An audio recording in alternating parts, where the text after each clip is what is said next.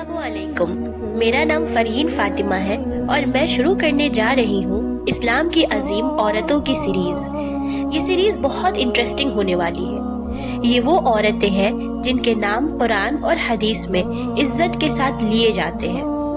इन्होंने दुनिया को दिखाया कि औरतें कमजोर नहीं होती। अगर उसका दिल अल्लाह से जुड़ा हो तो वो पूरी दुनिया को बदल सकती है।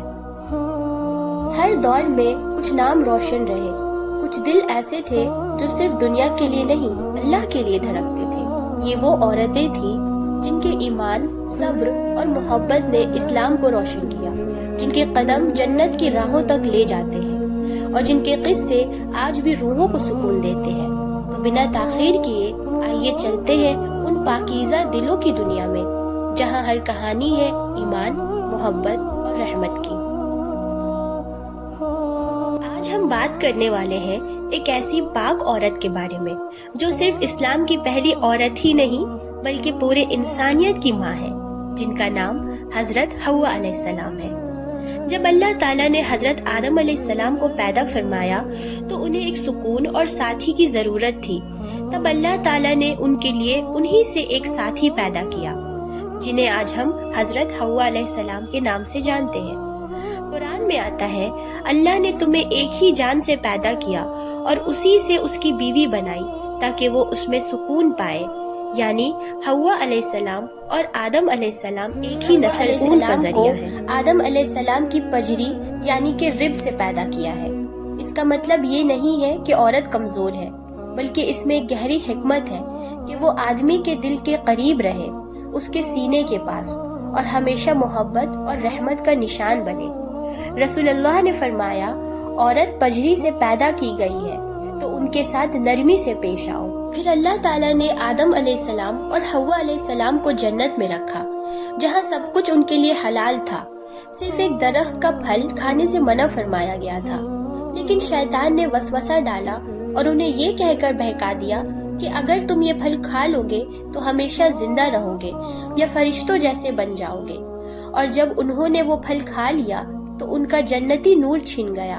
उन्हें अपनी गलती का एहसास हुआ। उस वक्त दोनों ने मिलकर अल्लाह से माफी मांगी और उन्होंने ये दुआ पढ़ी, या अल्लाह, हमने अपने आप पर जुल्म किया।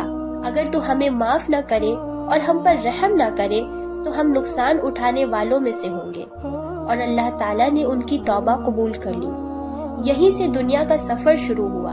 इंसानियत का असल इम्तिहान भी यहाँ से ही शुरू हुआ। फिर अल्लाह ने फरमाया, उतर जाओ तुम सब, अब तुम्हें जमीन पर रहना होगा और एक वक्त तक वहीं गुजारना होगा।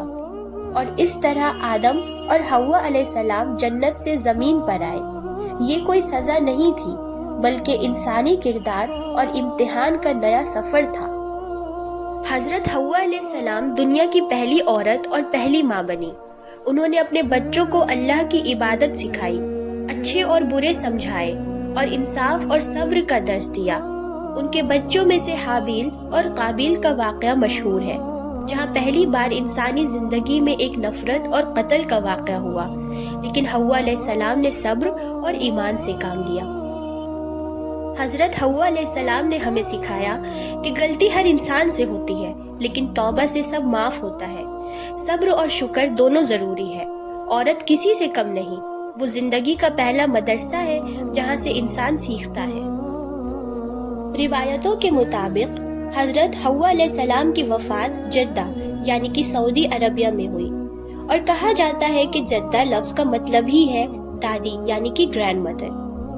दोस्तों, हजरत हव्वा अलैहिस्सलाम की कहानी सिर्फ एक किस्सा नहीं है, एक पैगाम है कि इंसान गलती करता है, लेकिन जो अल्लाह से माफी मांगता है उसके लिए रहमत का दरवाजा कभी बंद नहीं होता। अगर आपको ये वीडियो पसंद आए तो लाइक करें, शेयर करें और फरूफ और दीन चैनल को सब्सक्राइब करें ताकि आपको मिलती रहे ऐसी ही रूहानी वाक़यात और इस्लामिक कहानी। अल्लाह हम सब को हजरत हव्वा अलैहिस्सलाम के सब्र, तौबा और ईमान से सीखने की तौफीक अता फरमाए।